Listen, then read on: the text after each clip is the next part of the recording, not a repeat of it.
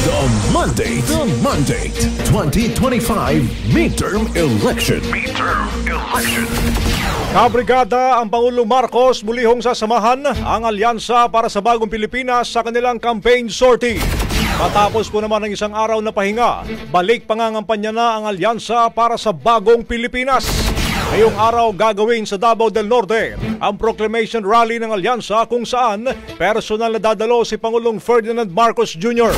Bago pa ito mga kabrigada, bibisita muna ang Pangulo sa programang Trabaho sa Bagong Pilipinas na idarao sa Atrium Hall, Apocon, Tagum City, Davao del Norte.